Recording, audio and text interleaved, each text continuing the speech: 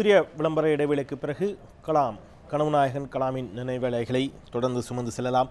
ஏற்கனவே கடந்த 2 தினங்களாக அவருடைய மறைவு செய்தியை சொன்னதில் தொடர்ச்சியாக அவருக்கான அஞ்சலியை நியூஸ் 7 தமிழ் தொலைக்காட்சி செய்து கொண்டிருக்கிறது. அந்த விதத்திலே நாளை அவரது உடல் ராமேஸ்வரத்தில் அவரது இல்லத்திற்கு பக்கத்தில் தமிழக அரசால் ஒதுக்கப்பட்டிருக்கக்கூடிய இடத்தில் அடக்கம் செய்யப்பட இருக்கிறது.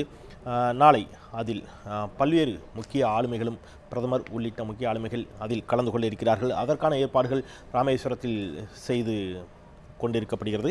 அங்கே தற்போது நிதியமைச்சர் ஓ பன்னீர்செல்வம் அவர்கள் தலைமையிலான அமைச்சரவை குழு அங்கே சென்றிருக்கிறார்கள்.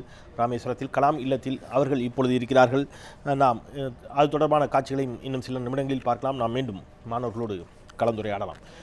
நான் கேட்ட மாதிரி உங்களுடைய பங்களிப்பு என்னவாக இருக்கும் சமூகத்திற்கு? ஏன்னா அவர் ஒவ்வொரு மாணவன்றையும் ஒவ்வொரு மாணவியிடமும் பர்சனலாக அவர் வச்ச கோரிக்கை தான் 20-20 என்பது நீங்கள் என்னுடைய எழுத்துக்களை வாசிப்பதனாலோ அல்லது என்னை பற்றி பேசுவதாலோ அல்லது என்னை பற்றிய ஸ்லாகிப்போ கவிதையோ அது உருவாக்கி விடாது. உங்களுடைய பங்களிப்பு சமூகத்திற்கு இருக்க வேண்டும். உங்களுடைய கான்ட்ரிபியூஷன் என்ன? சொசைட்டிக்கு நம்ம ஏதாச்சும் பண்ணணும்னு டிசைர் இருந்தால் ஃபஸ்ட்டு நான் என் பிட்டு நான் ப்ளே பண்ணோம். நான் அவங்களுக்கு மணி கொடுத்துருந்தா அவங்களுக்கு ஹெல்ப் பண்ணோன்னு அது அவசியம் இல்லை.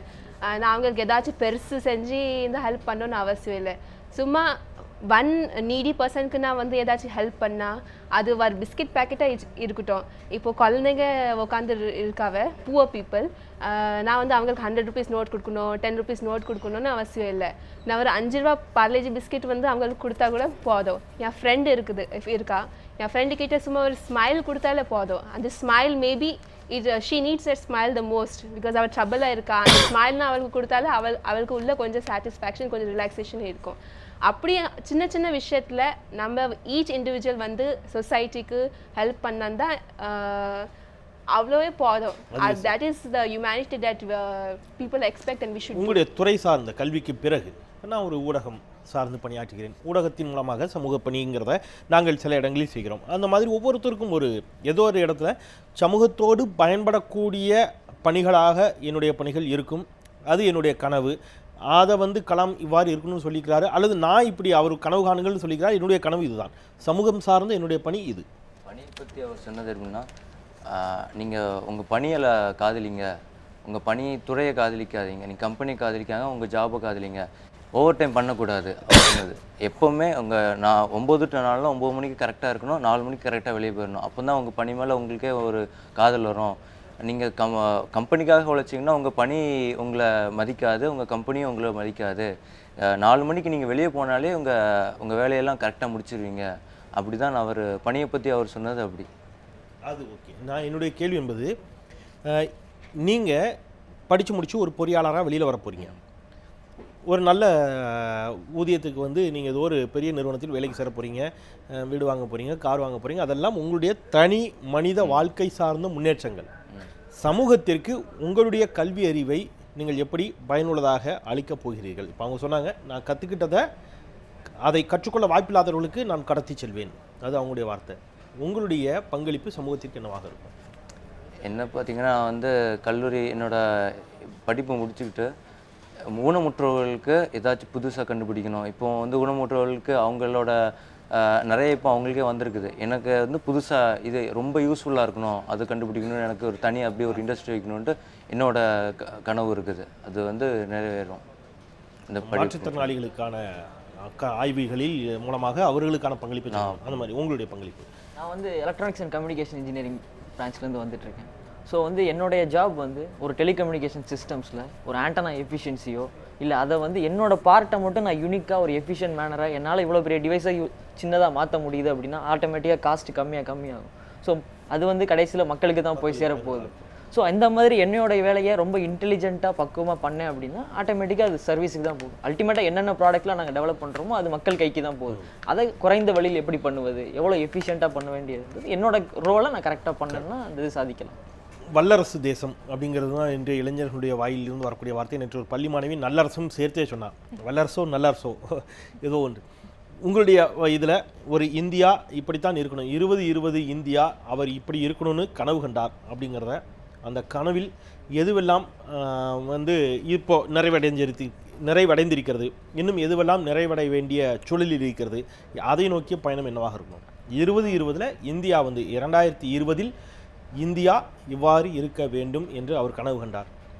அதில் இன்னும் கூட இதெல்லாம் அப்படி இல்லை, எங்களுக்கு அது வருத்தமாக இருக்குது. நான் பல இடங்களில் பார்க்குறேன், நம்ம இந்தியாவில் ஐயோ இப்படி இருக்குதே, கலாம் இதை மாற்றணும்னு சொன்னாரே அப்படின்னு நான் வருத்தப்படுறேன், அல்லது அதை மாற்ற முயற்சிப்பேன். அந்த மாதிரியான விஷயங்கள். Rich get richer, poor get poor தான் சார். இப்போ வரைக்குமே இப்படி தான் இருந்துட்டு. ஒரு க்ளீனஸே நம்ம நாட்டில் இருக்கவே இருக்காது. நீங்கள் ஒரு இடம் அப்போ தான் க்ளீன் பண்ணி வச்சுருப்பாங்க, அங்கெல்லாம் குப்பையே போட மாட்டோம், கரெக்டாக அங்கே போய் தான் போடுவோம். இப்படி இருந்தால் அவர் சொன்ன ஒரு இது 2020 அவர் ஆயிருக்குன்னு சொல்லியிருக்காரு. நான் வந்து கம்பேர் பண்ணணும்னு நினைக்கல, மற்ற கண்ட்ரீஸோட இது பண்ணணும்னு நினைக்கல. க்ளீனஸ் ஒரு நம்மளை பொறுத்த வரைக்கும் ஒரு இதுவாகவே இருந்துகிட்டே இருக்குது. நல்லதாக நம்ம இப்போ டி நகராக இருக்கட்டும், அண்ணா நகராக இருக்கட்டும், நல்ல பவரான ஏரியாஸ் மட்டும் தான் நல்லாவாக இருக்கும். உள்ளே போய் பாருங்களேன், க்ளீனஸே இருக்காது. என்னை பொறுத்த வரைக்கும் வீடாக இருக்கட்டும், நாடாக இருக்கட்டும், சுத்தமாக இருக்கணும். அது அவருடைய கனவு. இன்னும் அது இந்தியா இன்னும் சிரமப்பட்டுக்கிட்டே இருக்குது, அதை நோக்கி நான் சுத்தம் அவங்க சொன்ன மாதிரி சுத்தம்னா இப்போ போலியோ ஃப்ரீ, இப்போ இந்தியா இஸ் போலியோ ஃப்ரீன்னு சொல்லலாம். அந்த மாதிரி டிசீசஸ்லாம் வர்றதுக்கு ஒரு ஸ்டெப் எடுத்து வைக்கணும். ஒவ்வொரு இண்டிவிஜுவலு தான் எல்லாத்துக்குமே எக்ஸாம்பிள். இப்போ வந்து குப்பை வந்து இவங்க குப்பை எப்படி இருந்தாலும் இவங்க குப்பை போடலைனாலும் அடுத்தவங்கக்கிட்டேயும் போடக்கூடாதுன்ற அந்த ஒரு இன்டென்ஷன் வந்து சொல்லணும். ஒரு மோட்டிவேஷன் மாதிரி சொல்லணும். இப்படிலாம் இருந்தால் இப்படிலாம் ஆகும். கம்பேரிசன் தேவை தான் வாழ்க்கையில், பட் அப்படி அது ஒரு பாசிட்டிவ் கம்பேரிசனாக இதெல்லாம் இப்படி பண்ணால் இதெல்லாம் ஆகாது. நம்ம ஒரு படித்தவங்க தான் படிக்காதவங்களுக்கு எடுத்து சொல்லணும், குப்பை போடாதீங்க, க்ளீன்லெஸ்ஸாக இருக்கணும், இந்த டிசீஸ்லாம் நம்ம இப்படி அஃபெக்ட் பண்ணலாம். இப்போ பார்த்தீங்கன்னா இப்போ நம்ம ஒரு எக்ஸாம்பிள் சொல்லலாம், போலியோ ஃப்ரீ நாடு, நம்ம இதெல்லாம் இது பண்ணோன்னா நம்மளை இன்னும் டிசீசஸாக இருக்கிற இதெல்லாம் வந்து தவிர்க்கலாம். ஒரு எக்ஸாம்பிள் எல்லாமே சொன்னாலே வந்து மக்கள் வந்து ஈஸியாக புரிஞ்சுப்பாங்க சார். தொற்று நோய்கள் இல்லாத ஒரு தேசமாக இருக்கணும். அந்த மாதிரி இந்தியாவில் இது ரொம்ப நான் ஃபீல் பண்ணுறேன், ஏன் இப்படி இருக்குது அப்படின்னு நான் வருத்தப்படுறேன். இந்தியாவில் வந்து பாப்புலேஷன் நிறைய தான், அது எல்லாருக்கும் எல்லாம் கொடுக்குறது வந்து ரொம்ப கஷ்டம், யாராலும் பண்ண முடியாது. ஈவன் தென் நம்ம இவ்வளோ ட்ரை பண்ணோன்னா எல்லாருக்கும் ஃபுட்டு கிடைக்கணும். ஃபுட்டு கிடைச்சா தானே ஸ்ட்ரென்த் வந்தால் தானே மூளை வேலை செஞ்சாலும் நம்ம ஏதாச்சும் பண்ண முடியும்.